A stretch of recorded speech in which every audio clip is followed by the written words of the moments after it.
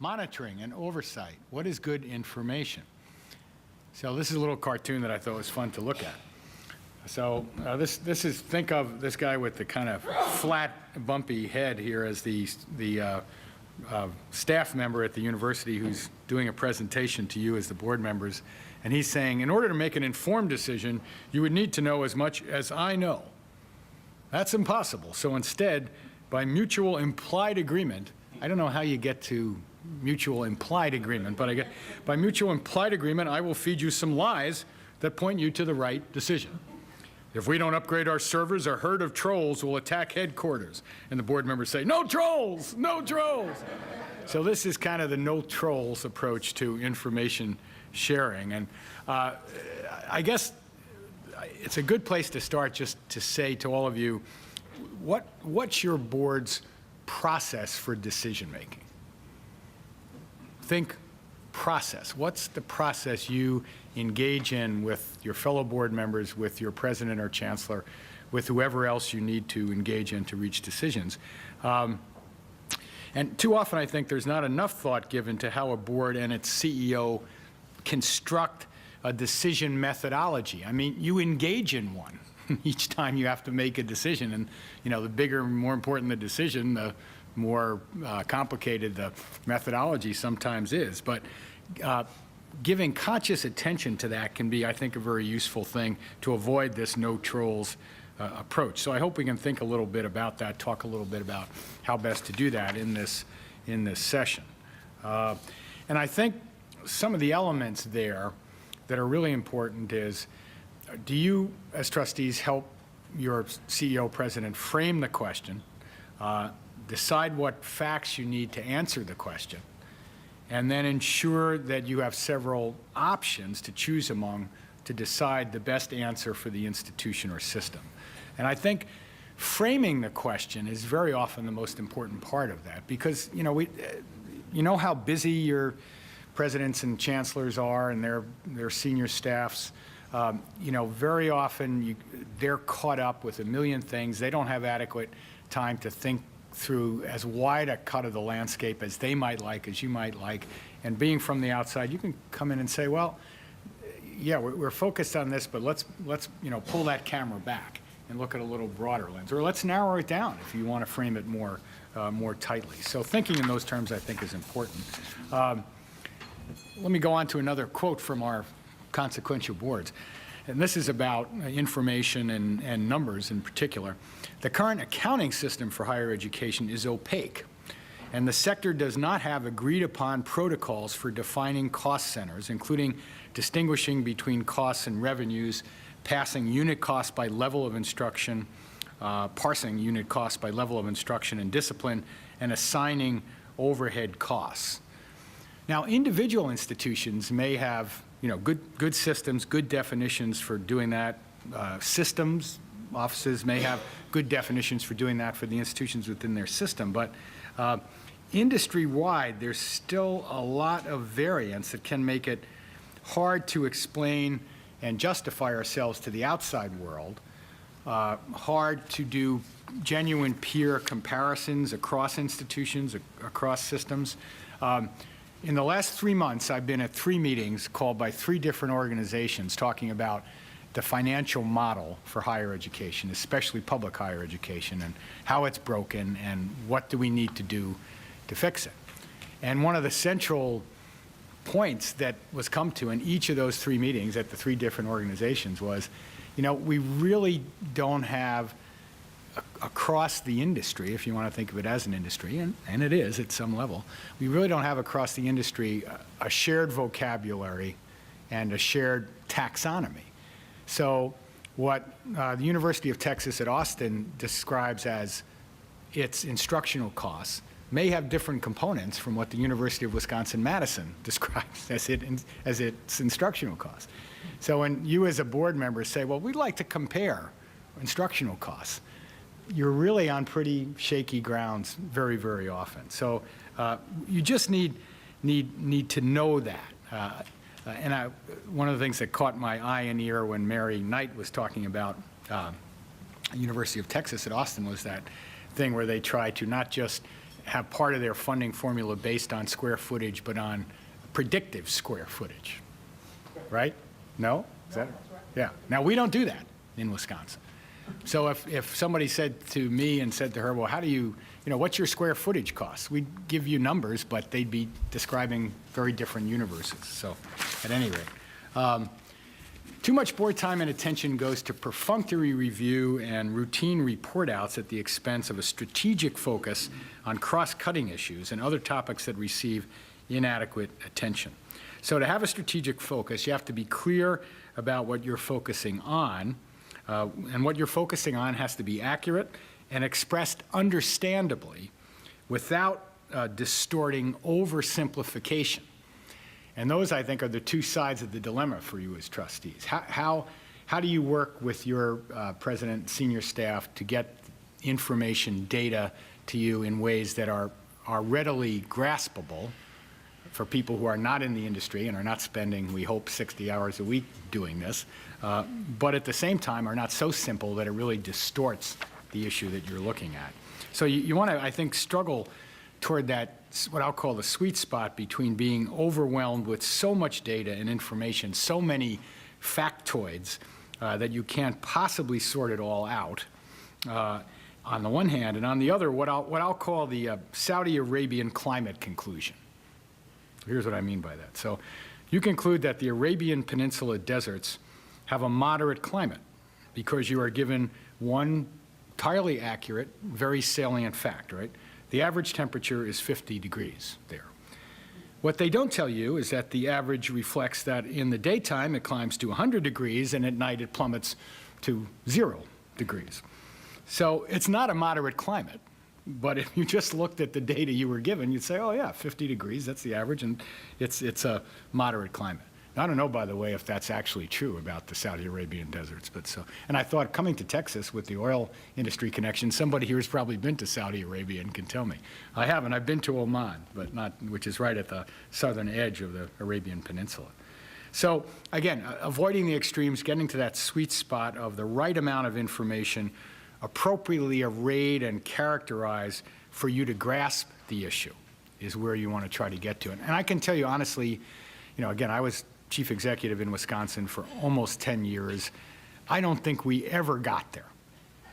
We were conscious of trying to get there, but I don't think we ever got there in terms of fully meeting the needs of all of the board members to get the right amount of information appropriately arrayed that was characterizing the issue for them in the most effective way. It's a constant struggle.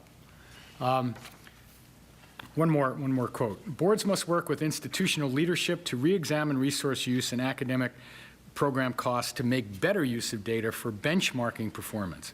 Further, boards must develop sophisticated understandings of educational effectiveness and learning outcomes. And that, a good question for boards and presidents to ponder together, I think, is who are this institution's genuine peers out there?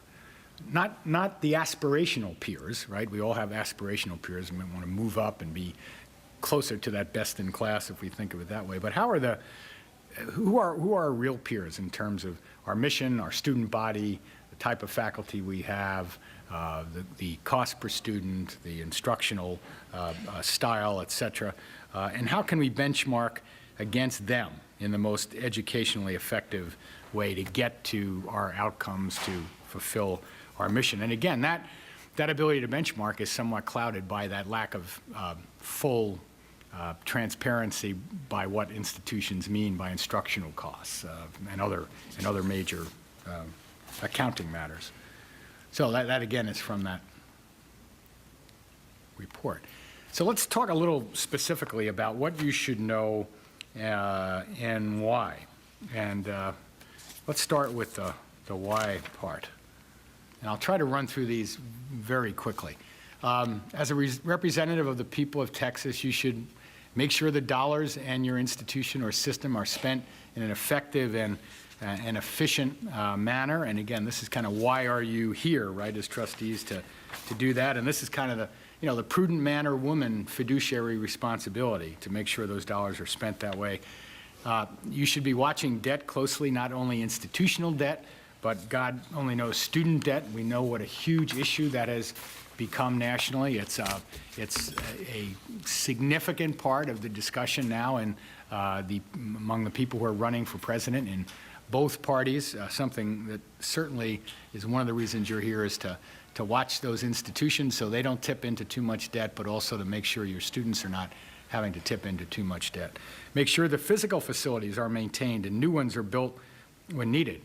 You know, one of the interesting conversations that's come along on this one recently for trustees is, in the age of online education, do we need as many buildings? Do we need as many facilities, or will more and more of our students be taking courses outside of buildings in a way they weren't in the past? And more and more cooperative education where students are spending a semester working in a company or a government agency and they're not physically on the campus. There's no easy answer to that, and I'm certainly not one of these people who's going to predict, well, by 2058, there won't be any more campuses. Everybody will be studying online. I mean, that's just not going to happen.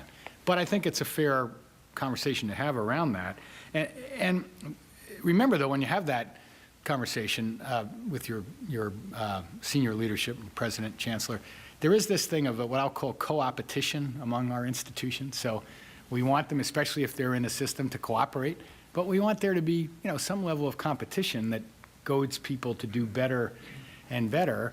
And, you know, as much as, in my experience, you tell me, but as much as I can hear taxpayers in my ear complaining about, God, you know, when I was here, we had bunk beds, the bathroom was in the hall, we had metal lockers, you know, we could walk between the sink and the metal locker if we went like that.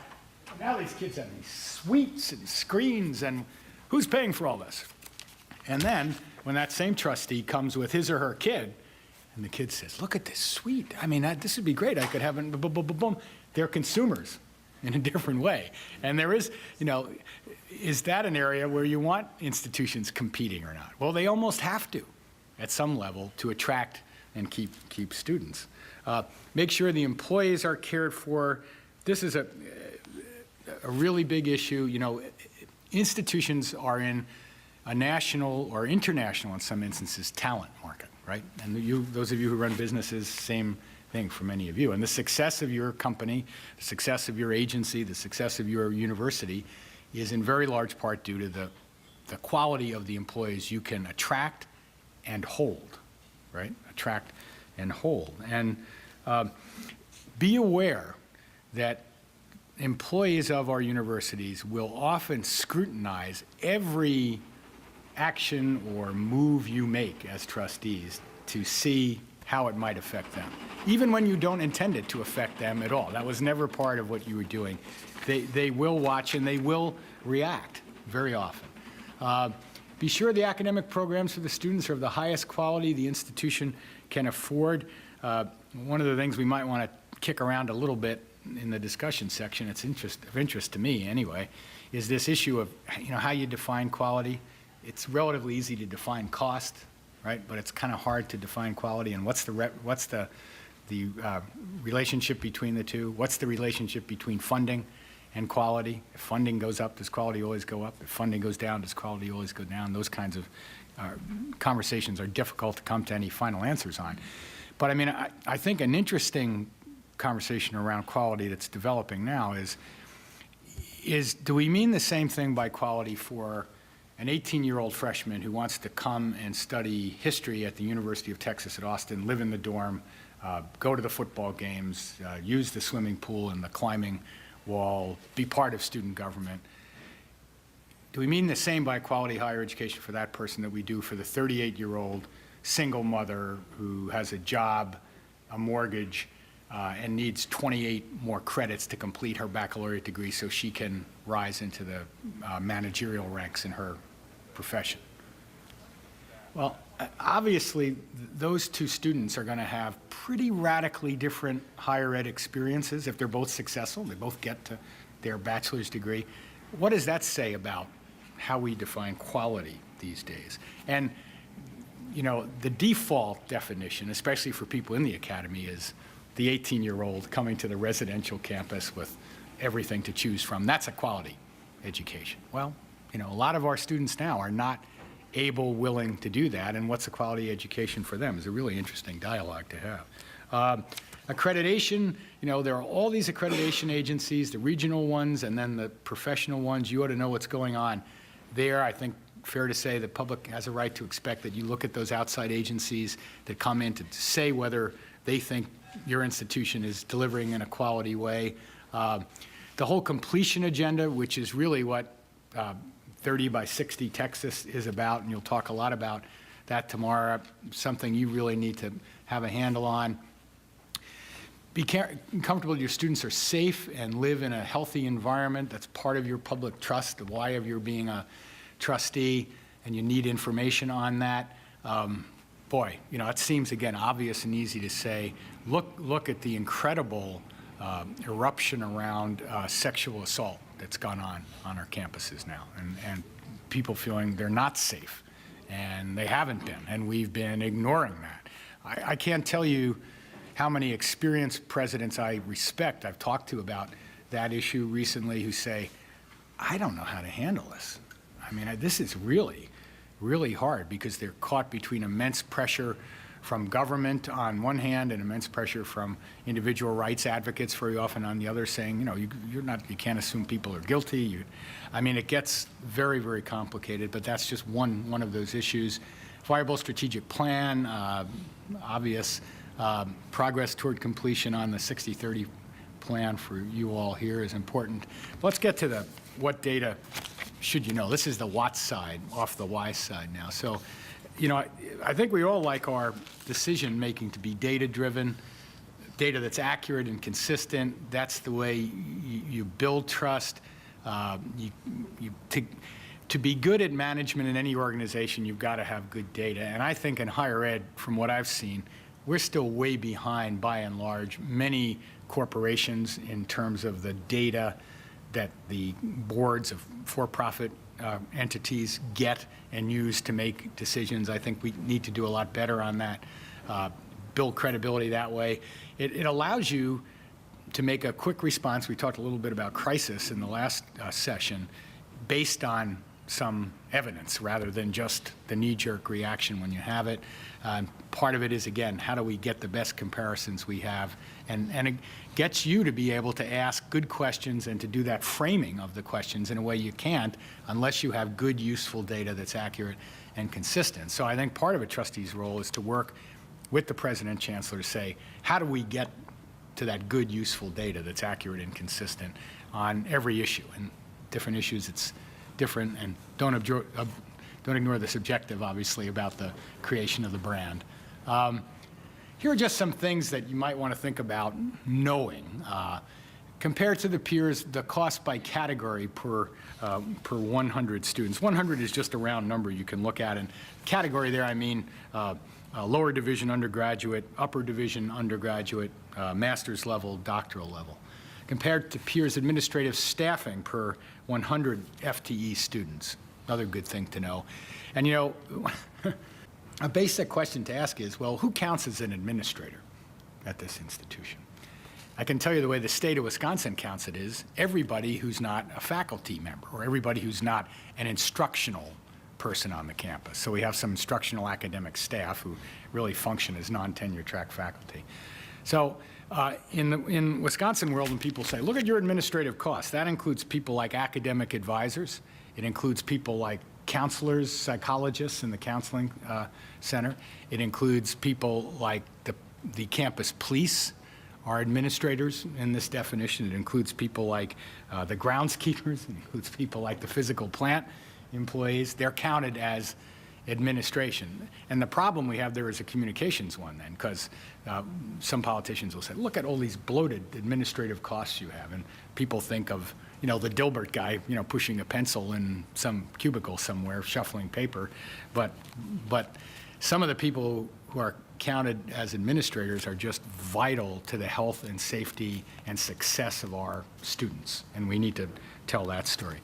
The real cost of athletics. Now, I know I'm in Texas.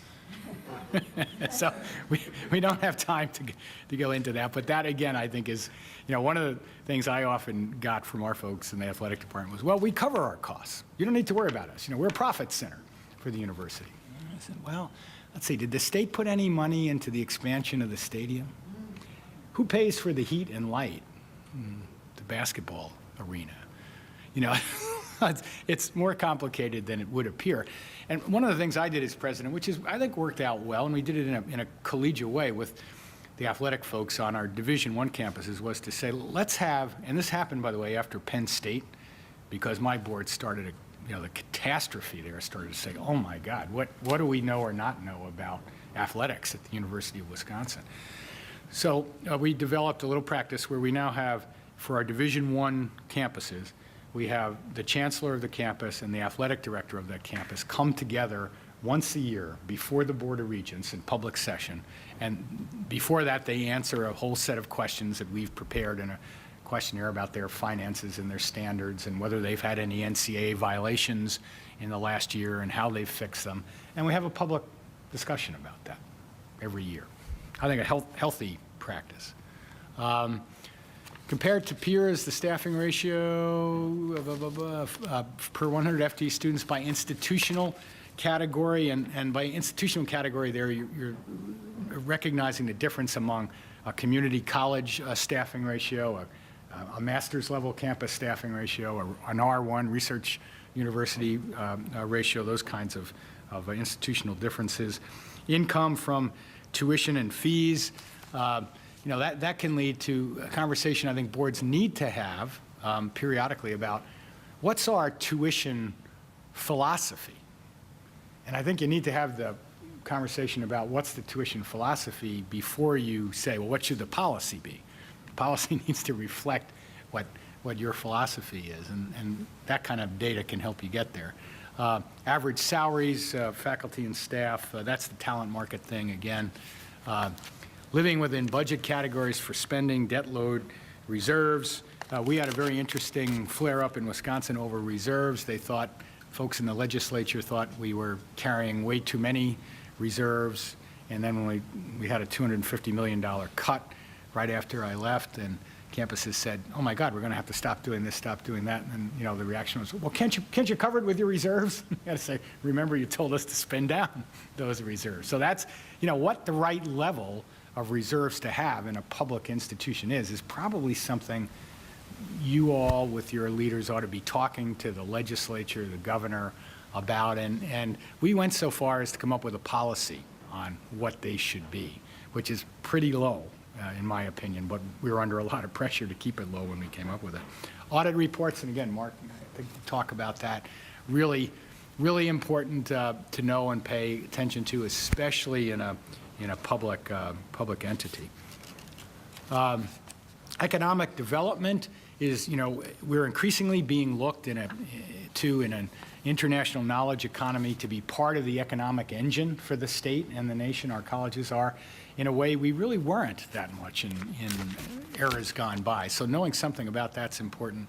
Success of private fundraising.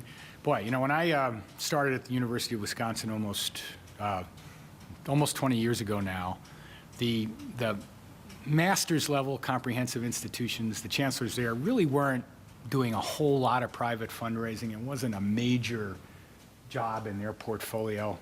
By the time I left, it was a major job in everyone's portfolio. Everybody had to do it. It was one of the metrics that I looked at with chancellors when I evaluated them every year. So the world has really changed there, and it's not going back the other way in publics. What happens to your graduates after they leave? The viability of academic programs and centers. In some systems or states, the board approves a new center, approves new academic programs. In our case of Wisconsin, we approved new academic programs at the system level, but not new centers, but knowing what's going on there. Again, accreditation I already mentioned, having a performance evaluation process that's sensitive to the public nature of the institution. Pass rates on national licensure exams. These are national indicators that are out there that the public can see that you ought to be aware of. The quality of incoming freshmen, what's your admissions policy, what's your admissions standards, and how do they reflect the mission of the institution. The diversity of the student population and the faculty and staff. Two things there. we recognize that if we're going to meet the kind of completion goals we have, and you've got a good plan, I think, I read it, the 60-30 Texas plan here now. If we're going to meet those goals here and elsewhere, we're going to have a lot more diverse set of graduates than we've ever had in the history of this country. So we just can't get to the numbers we need to get to unless we're successful with that. And again, in terms of very pressing, immediate issues, who in this room hasn't been riveted by the discussion about the history of race on our campuses, the immediate feeling on the part of so many of them are racially diverse students that they're not being heard, the football teams getting involved at the University of Missouri in this issue. We're clearly right now in a new place around that last thing, and trustees are going to have to know a lot more about that, I think, than they did in the past to be good trustees. Graduation rates, retention rates, remedial courses, how does your institution do those? Do they teach them separately? Do they give credit? Do they combine remediation with some college credit in their courses? Financial aid is a whole other world that I could talk a lot about, but again, given the populations we're trying to get into and through our institutions, more of them are using financial aid. It's a key ingredient to successfully meeting those numbers. Debt load we already talked about. Out-of-state enrollment. More and more of our institutions, as finances get tighter, are looking to recruit more out-of-state students because they pay more and they finish quicker. You think there's a relationship? When we looked at Madison, at the 4-year graduation rate, I think ours at Madison is something like at Austin 70%. The out-of-state students at Madison, over 90% graduated in 4 years. They're paying 3 times as much, and their parents don't want to pay 3 times as much for a 5th year and a 6th year. So that's another thing to be aware of. More and more emphasis on salaries and debt load after graduation. There's a whole important conversation, a nuanced conversation to have there, but it's something you need to know about. Collaborations involving your institution or system. Can we get more of that back office stuff done jointly between institutions and keep down administrative costs? You can see the rest there. Progress on 60 by 30 we'll end with and go on tomorrow, but I'm going to stop because I've already over-talked. So let me open it up and see what you have to say about this whole issue of what you need to know to be successful as trustees. And are you frustrated by what you don't get, or are you frustrated by what you do get because it's either too simple or it's too complex? Charlie? Thank you. Yeah. I think our board, one of the strong points of our Board of Regents is we're diversified. As you know, universities in all our campuses, we have hundreds of millions of dollars worth of construction. So we try, and I chaired the board several years ago, I had long discussions with the chancellor. We recruit a regent that has a construction company that builds all over the world. Yeah. We have a guy like him, a CPA and a lawyer. We recruited an engineer. One of our schools is thinking about a medical school. We recruited a physician, but also was a professor at medical school. But he also has a private practice. You women would love him. He's a plastic surgeon type guy. But he makes a lot of money doing certain things. But we have well diversity on the board professionally.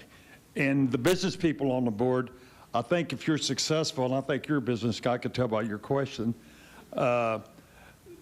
if you're in business for 30, 40 years and you're still in business, you have the ability to learn to ask the right questions and the pride, because you don't have a whole lot of time to sit there and think about and study things for 3 months because you're going to lose market.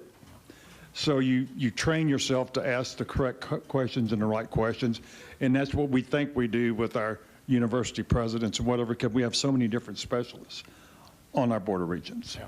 Good point. And just quickly, your statement goes to the recruitment and appointment of board members, and a really interesting area which we haven't talked about at all, but is how can your board influence the recruitment and appointment of the right people in conversations with the governor's office if he's the one who appoints?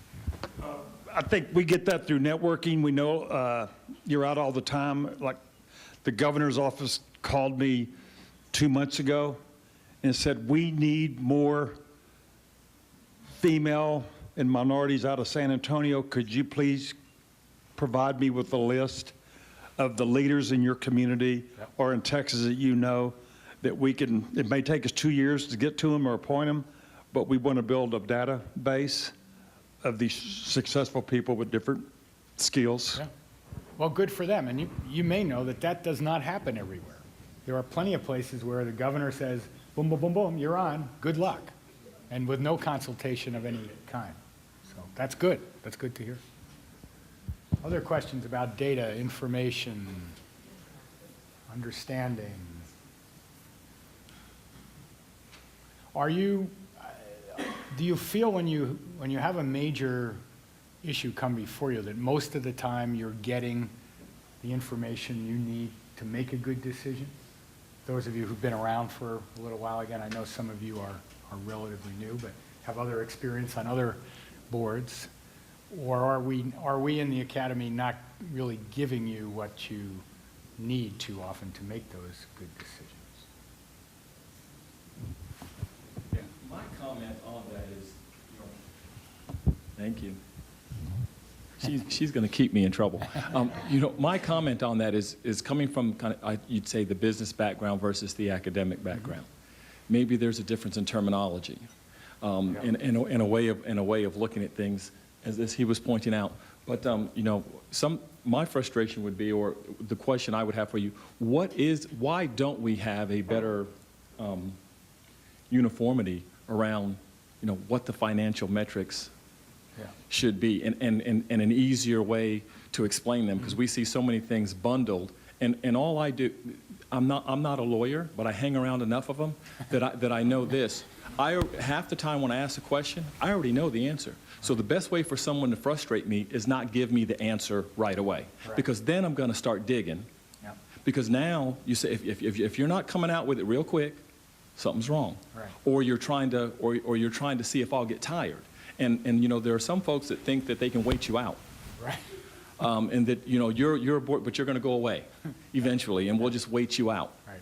And I'm not saying that about where I am right now. I'm saying I've seen that in places. Yeah. Okay, so what's the disconnect between, if you will, or potential disconnect between folks that might be on an academic, on a university staff, providing what we might call straightforward, simplified business information so someone can make a decision, going back to your original cartoon? Mm-hmm. Mm-hmm. I'll take a shot at answering that, and then others of you may have some thoughts on it, and I have no final definitive answer, but a couple of things. I think, that at some level still, and certainly historically, higher education has been a kind of craft industry. It's like we're the faculty, we do this amazing, magical thing with students, and they do all the time. We get them to the point. I heard Charlie this morning saying, parents didn't go to higher education. He had a higher education. Totally changed his life. I mean, the faculty did that with him, for him. And there's that sense that we know what we're doing in our disciplines, and we don't want people sticking their noses into this, right? There's also the fact that a lot of them are not, unless they're in the business school, terribly financially literate, and they don't think in terms of, well, what's the cost of my doing this instructional strategy as opposed to another? And what do we count in our department as the instructional costs if we take these different approaches? There's also, I think recently, somewhat justified, somewhat unjustified sense of government more and more trying to regulate and control the industry at the same time that it's not putting as much money indirectly as it used to. So there's a little bit of the I've got a secret kind of thing going on here, I think, sometimes. It shouldn't go on with your own board. But again, in public institutions, very often when people are talking to you about this stuff, it's in a public meeting, the media is there, and you're talking publicly. I'll give you one specific example of this, and part of what some of you may have already gotten. You say, well, what about this cost? Oh, it's very complex. How much time do you have? I have to explain this to you over the course of an hour and a half. Well, so a simple thing like completion rates, right? So we say, in 6 years, X percent of our students who start as freshmen graduate. That qualification I put in is really important. So the federal system that collects data on that, called IPEDS, collects data on completion rates only for first-time, full-time freshmen who graduate from the institution where they started. That's a subset of our population. So if you start at University of Texas, Arlington, and you transfer to University of UTEP, you get counted as a dropout at Arlington, and UTEP gets no credit for your graduating. And that is the reality of the data system the federal government has right now, at a time when we know many, many more of our students who get to a baccalaureate degree are doing what we call swirl. They're going through more than one institution. They earn credits from more than one institution. We're completely ignoring them as completers. So these are success stories we're turning into failures. So, hi. It took me too long to explain to you, but it's fact. Yeah. I just wanted to add on to that. My name is Ginger Gossman, and I'm at the coordinating board, and I used to be the director of planning. And we actually have an extremely rich data set in Texas that exceeds many other states. And when we calculate our graduation rates, they do include anyone who started at an institution in Texas and completed in Texas. So it's not just at the institution where they started, like IPEDS. And Privates too, in Texas? I believe ICUTS, people who are a member of ICUTS. But IPEDS is also trying to change their data collection. I think that's forthcoming, so keep your eye out on that. But you're going to learn more about our accountability system during lunch, which is a rich source of data for you. And it includes many of the data items that you've mentioned here. Not all of them, but many of them. And I can speak to, just briefly, I know when some people come to us and ask us a question, and it seems like a simple question, like, why can't you answer it for us? It's usually because we don't have the data. We don't actually have the data in-house to answer the question. And that may be one of the reasons why you don't get a rapid response from your institutions, because the data is not collected easily in a way for them to report it out to you quickly. So that would be my thinking on that. Very helpful. Could I make one final comment? So in reaction to the question again, we were talking, Mark and I, about healthcare and how the healthcare industry has a lot of parallels to higher education. I think,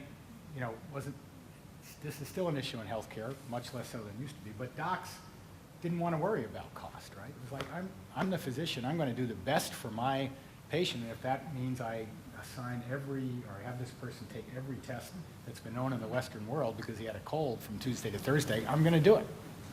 I think that's changed a lot in healthcare, and I think that's beginning to change in higher education. I think especially younger faculty are much more aware, in my experience, of the cost side of this. And I think for years, administrators tried to have a lot of faculty not worry about it. Because again, the idea was you worry about being the best teacher and researcher you can be in your discipline. Let us worry about this other stuff. We can't do that anymore because the changes we need to make need to be understood by faculty. We need to advocate for those changes. And we damn well need to get their support. They have to understand why we're making changes. You have to support us in doing it, or else you get votes with no confidence in the president, in the board, and things get pretty damn nasty. So that's all part of the history, I think, that makes this complicated to get simple, good, graspable information in front of you as often as you would like. We're going to stop. Thanks.